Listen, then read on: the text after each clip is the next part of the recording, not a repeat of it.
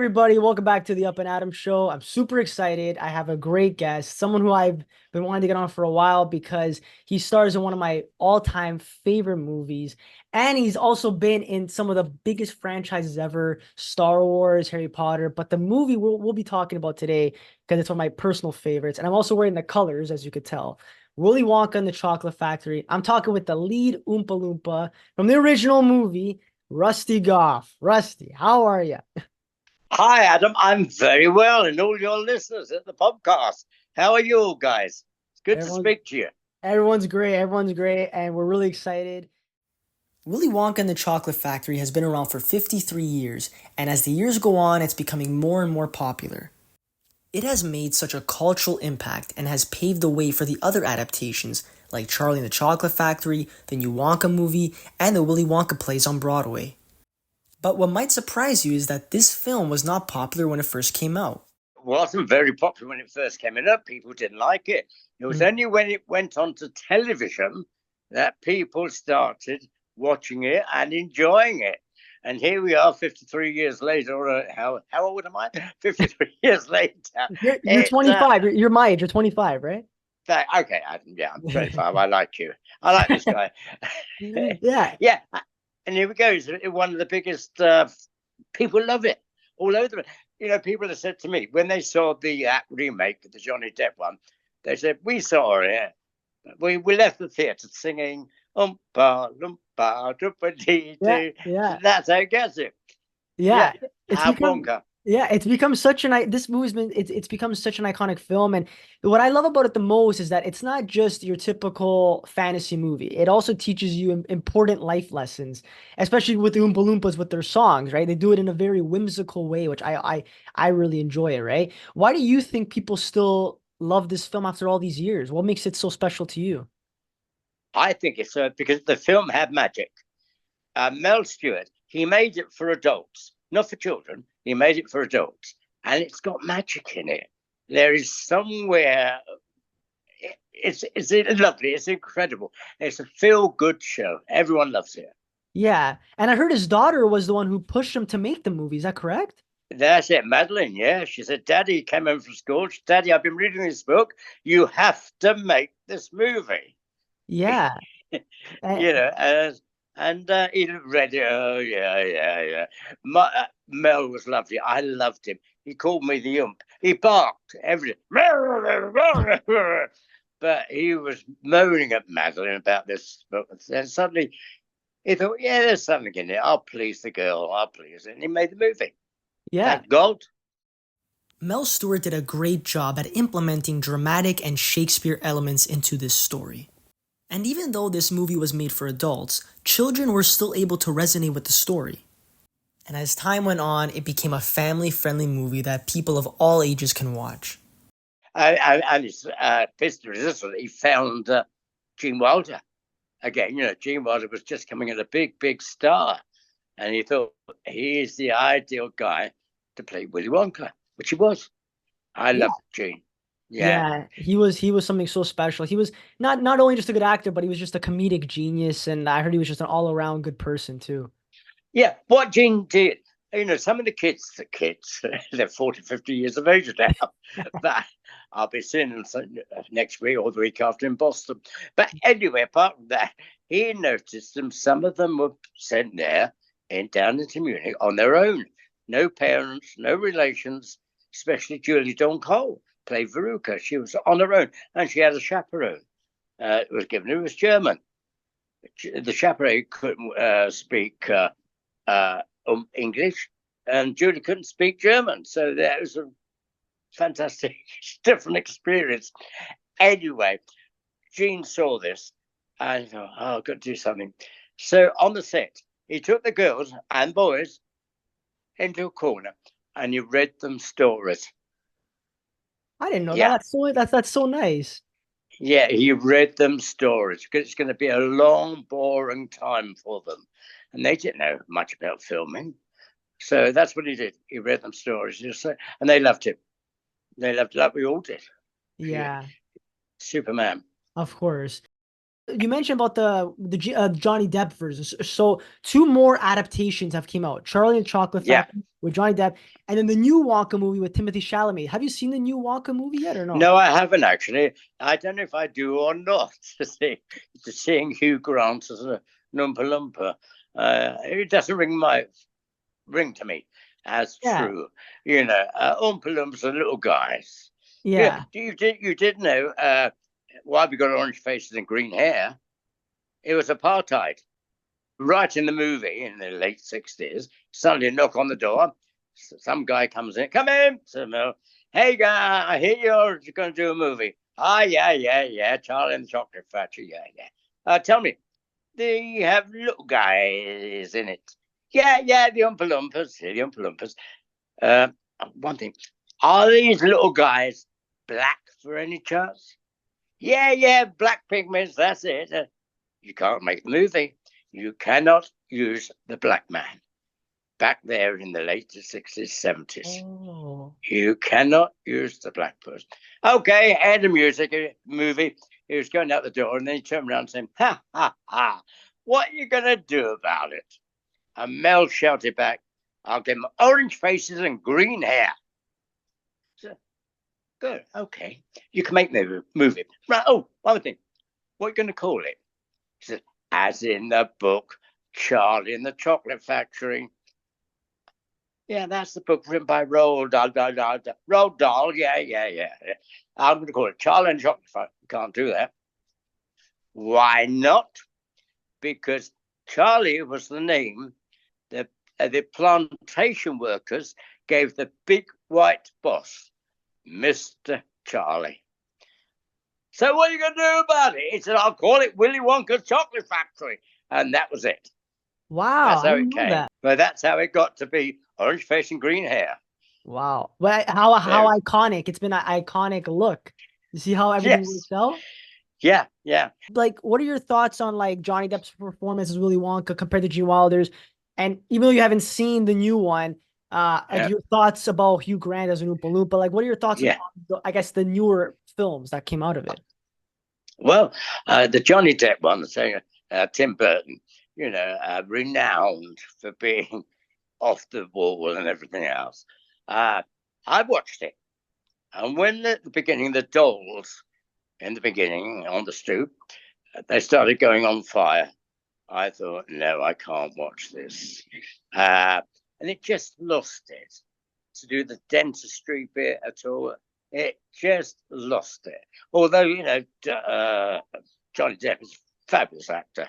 And the little Oompa Loompa, I know him very well. Deep Roy, playing the 5,000 Oompa Loompas. Press the button, CGI. There you are, Deep. There's 5,000 of you. Rowing or singing or whatever. I don't know. No, I think ours had the magic. Absolutely. 10 Oompa Loompas. 10 Yeah. Oompa Loompas. Yeah. Yeah. And even the way you guys just work together. I know in other interviews you spoke about how there was like from different parts of the country, there was like some from Germany, Spain, Yeah. Turkey and stuff. Germany, Turkey, Israel. Yeah, all over the country. And some of these guys, of course, we had to learn the songs. Oompa Loompa, doo doo. So, but they couldn't say, they were like a bit, so they couldn't sing. So they were put round the back, and it's us 4 or 5 people that were in the front they were singing away. That's why we featured a lot. Yeah, and how did because you guys had it was dubbed over after. So how did it sound before you guys did it? Like did it sound funny and awkward at first when you were just listening to everybody singing it? Yeah, we saw it, and we was looking at the producer, the directors, and they were going, "Oh no, no, no," and the orchestra, "No, no, no, no, no."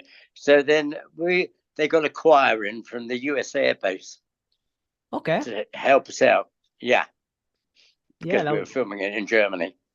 yeah. Yeah. Well, I mean, you must have had a great voice though, because you had a lot of close-ups on you singing it. So I know they dubbed it, but I'm sure yours sounded good the way it was, right? Thank you very much indeed. I like you already. I've already said that. He likes me double. Thanks. There you go. Devil, yeah. And also this is something that was really interesting. I always laugh about it. The TV room scene when you did those cartwheels. I heard you did Oh, those 76 times. And I just want to know the story behind that because I'm always thinking to myself, 76 takes. Like first off, like how was it the whole day you were doing that? Like what was the whole story behind this whole thing? 2 days. 2 days for 2 days. that scene. 2 days. Well, the reason why, if you see the movie, you've got 4 other Oompa Loompas behind me doing little dance routines and catching one another. So it's all going to be done in sync in time. Yeah. And some of these guys with the Oompa Loompa, they weren't very good dancers either. So they were dropping people. And I was doing the cartwheel. They were good to start with. Doing the cartwheel. Cut. We're to take 2. Da, da, da, Oompa. Drop another one. Cut. Take 3. And that's how it goes. In the end, the final take was 76. Wow. I was absolutely shattered. When you think we're doing all this in the room, in the white room, the TV room, which was all white, the only color was our orange face and a little bit of green hair. That's all the color was in that room. So we did have headaches. Yeah, I was gonna say you must have, yeah, because all the bright white and then yeah, but Mel Stewart's the type of guy he likes to do things in multiple takes, which I kind of admire that about a director because it gives you a lot more creative freedom. Like let's say after the first or second take you did something, maybe after the 10th or 12th take, you go, you know what, let me try this instead. Like new ideas come to life. And I think I appreciate I was I really slowing appreciate down. Yeah, well, everyone must have been exhausted. Very exhausted, Adam. Very, very. I was slowing down. But it worked, Again, I don't know what Mel saw, but he saw what's on the screen. And there we go. That's what he Yeah, wanted. He's the governor. of course, of course.